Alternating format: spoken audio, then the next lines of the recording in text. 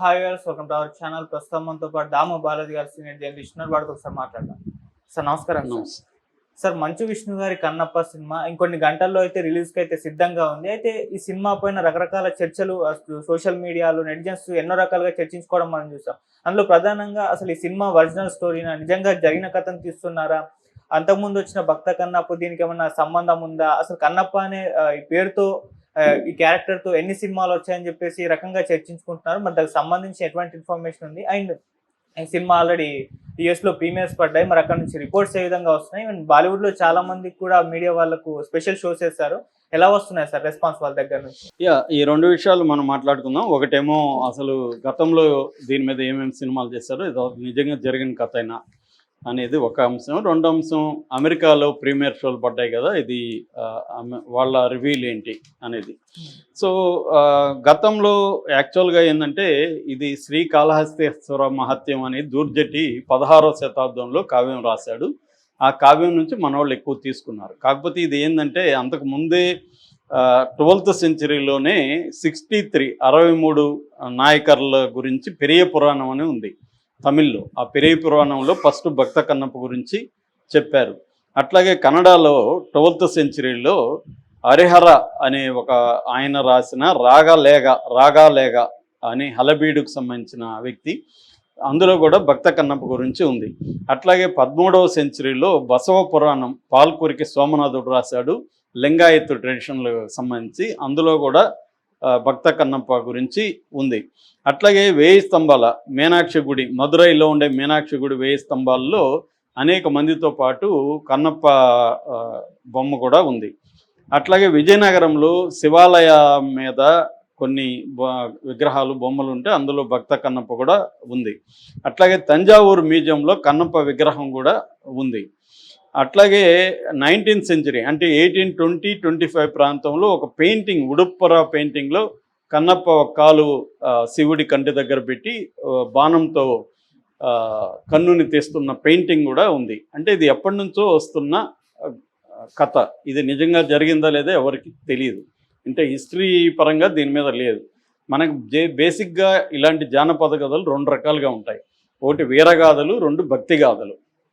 వీరగాథలు కొన్ని ఉంటాయి, బొబ్బులి ఈ కథలని వీరగాథల కిందకు వస్తాయి.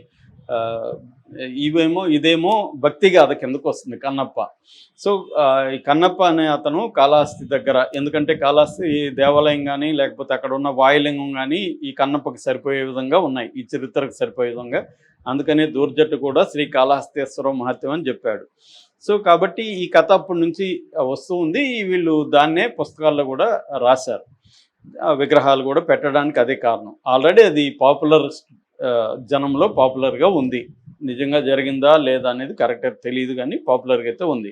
అయితే దీని మీద సినిమాలు ఫస్ట్ వచ్చిన సినిమా 1938లో కన్నప్ప నాయనార్ అని విఎన్ సుందరం తమిళ సినిమా ఫస్ట్ వచ్చింది. బుక్ కూడా ఫస్ట్లోనే పెరియ పురాణం తమిళ్లో ఉంది. దాని తర్వాత సినిమా కూడా 1938లోనే వచ్చింది. 1954లో రాజ్ కుమార్, మన Kannada super star Raj Kumar act చేసిన బేడర కన్నప్ప అనే ఒక సినిమా వచ్చింది. 1955లో శివభక్త అనే హిందూ సినిమా వచ్చింది. షాహు మోదక్ అనే ఆయన దీన్ని డైరెక్ట్ చేశాడు. 1976లో మన కృష్ణరాజ్ది భక్త కన్నప్ప. మళ్ళీ 1988లో శివమెచ్చిత కన్నప్ప, కన్నడలో పునీత్ రాజ్ కుమార్, శివరాజ్ కుమార్ కొడుకు చనిపోయాడు ఈ మధ్య, అతను యాక్ట్ చేసిన ఇది వచ్చింది. దాని తర్వాత ఇప్పుడు మన విష్ణు తీసిన కన్నప్ప. సో ఇటు పుస్తకాల్లో కానీ ఇటు సినిమా పరంగా కానీ దీనికి పెద్ద చరిత్ర ఉంది. ఇది జరిగిందా లేదనేది ఇప్పుడు ఎవరికి అనవసరం, ఎందుకంటే వీరగాథలు లేకపోతే భక్తి గాథలు అనేది జరిగిందా లేదనే దానికంటే కూడా అది ఎమోషనల్ ఇంపాక్టు, కల్చరల్ ఇంపాక్టు, భక్తిపరమైన ఇంపాక్టు బలంగా ఉంటుంది. అలాగా ఇది ఆల్రెడీ హిందీ ప్రజలకు కొంత తెలుసు, తమిళ కన్నడ వాళ్ళకి ఇంకా బాగా తెలుసు. కాబట్టి ఈ విష్ణు సినిమా కనెక్ట్ అయ్యే అవకాశాలు అయితే ఉన్నాయన్నమాట. అందుకనే వాళ్ళు జాగ్రత్తగా ముఖేష్ కుమార్ సింగ్ని హీరోగా పెట్టుకున్నారు. తర్వాత పాన్ ఇండియా కాస్టింగ్ని పెట్టుకున్నారు. ప్రభాస్ ఇప్పుడు పాన్ ఇండియా సూపర్ స్టార్. అట్లాగే మోహన్ లాల్, అక్షయ్ కుమారు, కాజలు, వీళ్ళందరినీ, శరత్ కుమారు, వీళ్ళందరినీ పెట్టుకున్నారు కాస్టింగ్ పరంగా. సో ఇప్పుడు రివ్యూ గురించి చెప్పుకుందాం. మామూలుగా ఇప్పుడు ఆల్రెడీ అమెరికాలో దీన్ని వేశారు. సో ఇది బేసిక్గా కథ ఏంటంటే, వీళ్ళైతే కథనే మార్చలేదు. కథ బేసిక్గా కథ ఏంటి, కాళహస్తి ఏరియాలో ఒక హంటర్ వేటగాడు ఉన్నాడు, కన్నప్ప అనే ఒక వేటగాడు. అతను చెంచు ట్రైబ్ సంబంధించిన వాడు. ఇప్పటికీ మనం కాళహస్తి ఆ ఏరియాలో చూస్తే చెంచులు ఎక్కువ ఉంటారు. నల్లమల ఫారెస్ట్ అంతా కూడా చెంచులు ప్రిడామినెంట్గా ఉంటారు అన్నమాట. వాళ్ళు ప్రధానంగా వేట అనేది ఇప్పటికి కూడా చెంచులు వేటలో ఎక్కువగా ఉంటారు. సో అలాగా ఇతను వేటగాడు, నాస్తికుడు, దేవుణ్ణి నమ్మేవాడు కాదు. అలాంటి వ్యక్తి దేవుణ్ణి అంటే ఈ శివుడి విగ్రహం, వాయులింగం అని అక్కడ విగ్రహం ఉంది. ఆ విగ్రహం కాదు, అది లింగం, వాయులింగం అంటారు. ఆ వాయులింగం ఒకరోజు ఇతను భక్తిలోకి వెళ్ళాడు. ఆ తర్వాత శివుడిని భక్తిని పూజించడం, నోటితో పక్కన ఉన్న అతని దగ్గర ఏమీ లేదు కాబట్టి, అంటే దోణి అవి తెస్తూ ఉంటే అది పోతూ ఉన్నాయి కాబట్టి నోటితో నీళ్లు తీసుకురావడం, దాని మీద నోటితో పోయడం అవి చేస్తున్నాడు. అతను మాంసాహారం తింటాడు కాబట్టి దేవుడికి మాంసాహారమే పెట్టాడు. ఒకరోజు శివుడు ఇతన్ని టెస్ట్ చేయడం కోసం కంట్లో నీరు గార్చాడు. ఇతను ఒక కన్ను అయ్యో కంట్లో నీరు గారుస్తుందని చెప్పి ఇతనికి ఏం చేయాలి తెలియక ఆ కన్నుని తీసేసి ఒక కన్నుని అది అక్కడ పెట్టాడు. అప్పుడు శివుడు పరీక్షించడం రెండో కన్నులో చేశాడు. రెండో కన్ను చేయాలంటే ఇతనికి మళ్ళీ ఎక్కడ పెట్టాలో తెలియదు కాబట్టి గుర్తు కోసం కాలు అక్కడ పెట్టుకొని అప్పుడు తీసి పెట్టాడు. ఇప్పుడు శివుడు ప్రత్యక్షమే ఇతనికి విముక్తి ప్రసాదించాడు అనేది బేసిక్ కథ. దాని తర్వాత ఏంటంటే ఈ కన్నప్పనే పూర్వజన్మలో అర్జునుడు అయినట్టుగా అర్జునుడు శివుడికి మధ్య యుద్ధం జరిగినప్పుడు దాంట్లో భాగంగా కన్నప్పగా అవతారం వ్యర్థమని శివుడు అడిగినట్టుగా ఇట్లా ఏవేవో కథ చేసి దానికి ఒక లింక్ కలిపారు. ఒక చిన్న సంఘటన ఉండొచ్చు, దాన్ని కథగా తీసుకొని అది పెరుగుతూ వచ్చింది. దీన్ని ఇప్పుడు వీళ్ళు సినిమాగా తీసినప్పుడు ఇప్పటి వరకు కన్నప్ప మీద వచ్చిన సినిమాలకి ఇది కంప్లీట్గా డిఫరెంట్గా ఉందని రివ్యూల్లో చెప్తున్నారు. ఎందుకంటే ఇప్పటివరకు అంతా మనకి ఆ కాస్ట్యూమ్స్ అవన్నీ కూడా చెంచుల కాస్ట్యూమ్స్ ఇవన్నీ కూడా లోకల్గా నేటివిటీకి దగ్గరగా ఉన్నాయి. ఇదేమో ఒక ఇంటర్నేషనల్ స్టైల్లో సినిమా ఉంది. అంటే వాళ్ళ బాణాలు కానీ అవన్నీ హైటెక్, దాంట్లో ఏమన్నా ఏఐ వాడారా ఎలక్ట్రానిక్ వాడారా అన్నట్టుగా స్టైల్గా ఉన్నాయి అవన్నీ. వీళ్ళ కాస్ట్యూమ్స్ కానీ అవన్నీ స్టైల్ ఉన్నాయి. అంటే ఇవాళ ఒక వీడియో గేమ్ బిగ్ స్క్రీన్ మీద చూస్తే ఎలా ఉంటుందో ఆ స్టైల్లో ఉంది అని చెప్తున్నారు. అయితే ఎఫెక్టివ్గా వాడుకున్నారు కాస్టింగ్ని. ముఖ్యంగా మోహన్ లాల్ క్యారెక్టర్ చాలా బాగా వచ్చింది, ప్రభాస్ది బ్రహ్మాండంగా వచ్చింది.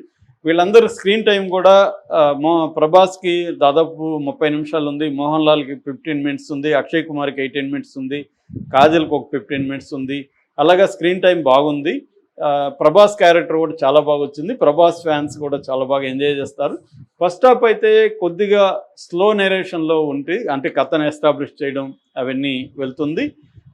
సెకండ్ హాఫ్ మాత్రం చాలా బాగుంది. ముఖ్యంగా లాస్ట్ 40 నిమిషాలు అయితే చాలామంది ఏం రాస్తున్నారంటే మా మతిపోయే స్థాయిలో ఉంది, మేము ఊహించలేదు, నేను స్టన్ అయిపోయాను, షాక్ అయిపోయాను, లాస్ట్ 40 మినిట్స్ ఎక్స్ట్రాడినరీగా ఉంది, మా కాంతార గుర్తొచ్చిందని చాలామంది రాస్తున్నారు. సో భక్తి ఎలిమెంట్ని ఇతని క్యారెక్టర్ దీన్ని చాలా ఎక్స్ట్రాడినరీగా పోర్ట్రే చేశారు. విజువల్స్ చాలా ఎక్స్ట్రాడినరీగా ఉన్నాయి. కెమెరా స్టీఫన్ దేవసి చేసిన కెమెరా వర్క్ ఎక్స్ట్రాడినరీగా ఉంది. అట్లాగే మ్యూజిక్ షెల్డన్ చావ్, రివర్స్ చెప్పినాను, Sheldon Chau director of photography, ఈయన స్టీఫన్ దేవసి మ్యూజిక్. సో వీళ్ళిద్దరిది కూడా ఎక్స్ట్రాడినరీగా ఉంది. కాకపోతే కొద్దిగా కానీ ఫస్ట్ హాఫ్లో ట్రిమ్ చేస్తుంటే 3 గంటలు లేకుండా ఒక 15-20 మినిట్స్ కానీ తీసేస్తుంటే ఇంకా క్రిస్ప్గా బాగొచ్చుండేది. ఖచ్చితంగా ఇదైతే హిట్ సినిమా. ముఖ్యంగా నార్త్లో మాత్రం పెద్ద హిట్ అయ్యే అవకాశం ఉంది. వాళ్ళకి భక్తి ఎక్కుతుంది, ఈ బాగా పోర్ట్రే చేశారు భక్తిని. కానీ లాస్ట్ మాత్రం హార్ట్ టచింగ్గా ఉంది. ఎమోషనల్ పరంగా కూడా విష్ణు చాలా బాగా చేశాడు అనేది చెప్తున్నారు. ఆల్రెడీ దీన్ని రజనీకాంత్ కూడా చూసి కౌగలించుకొని చాలా బాగా చేసావు, చాలా బాగుంది సినిమా అని పెంచుకున్నారని చెప్తున్నారు. అట్లాగే హిందీలో క్రిటిక్స్కి కూడా వేశారు. వాళ్ళందరూ కూడా యునానిమస్గా సినిమా బాగుంది, ముఖ్యంగా సెకండ్ హాఫ్ ఎక్స్ట్రాడినరీ, చివరి పార్ట్ అయితే అలా థియేటర్లో కూర్చోబెడుతుంది అన్న రివ్యూ అయితే వస్తున్నాయి. ఓవరాల్గా మన ట్రైలర్ చూసినా కూడా బాగుంది. ట్రైలర్ మనకు అంటే టీజర్ అంత బాగాలేదు, నెగిటివ్ కామెంట్లు వచ్చాయి, కానీ ట్రైలర్ మీద పెద్ద నెగిటివ్ కామెంట్ రాలేదు. ట్రైలర్ గ్రిప్పింగ్గా ఉంది. దానికి ఒక కారణం ప్రభాస్ క్యారెక్టర్ను కూడా ప్రభాస్ అర్జునుడిగా చేశారని చెప్తున్నారు. సో ప్రభాస్ క్యారెక్టర్ కూడా పవర్ఫుల్గా ఉంది.